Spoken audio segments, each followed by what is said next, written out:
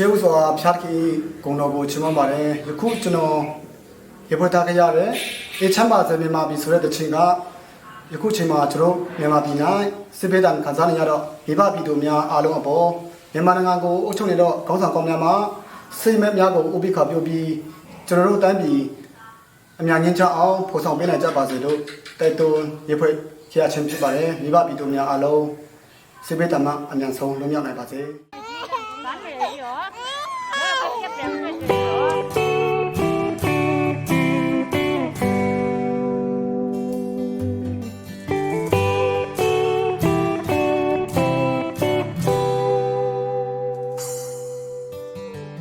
ပြည်သူတို့ရဲ့ရင်တွင်မျက်ရည်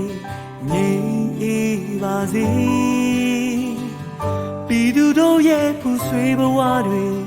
ငြိမ်ချမ်းပါစေ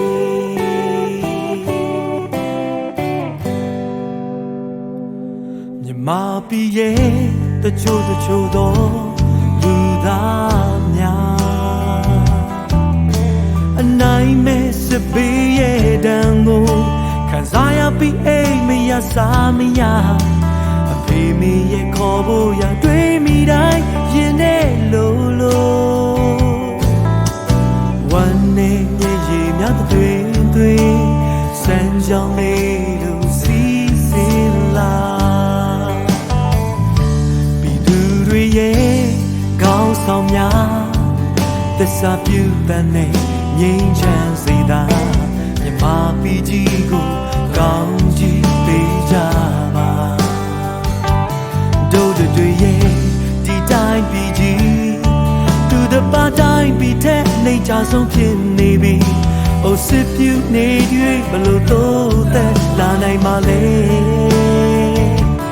မြမတွေမနေပြည်သူပဲပြိုင်နေပြည်သူတို့ရဲ့ဘဝမျက်ရည်များကိုချင်းစားစိတ်ထားကခုတော့ပေးပါအိုတရားနဲ့တရားဒီခံခွင့်လို့တရားသမားနဲ့မေတ္တာထားငြိမ်းချမ်းဆုံးသောဘဝသစီတို့လက်ပြတွေ့ခေါ်ပေးပါ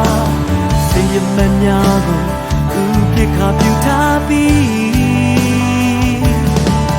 အိုသာသမီများရဲ့အနာဂတ်ရဲ့ပန်းပွင့်များကဲ့သို့လာပါစေ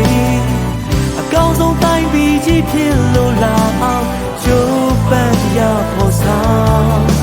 တို့တိုင်းရင်သားညီကိုတွေ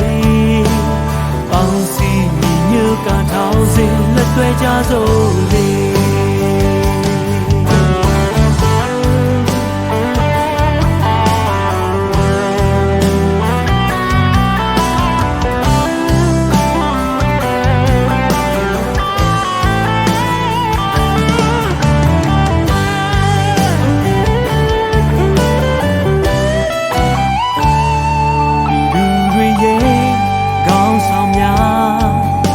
စာပြူတန်နေ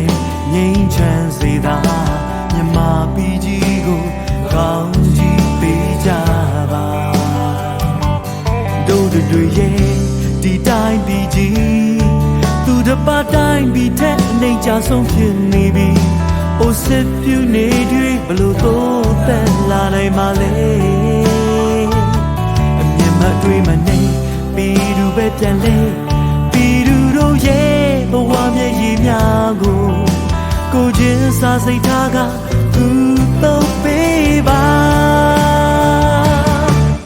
ဘုတရားနဲ့တရားသီခံခွင့်လို့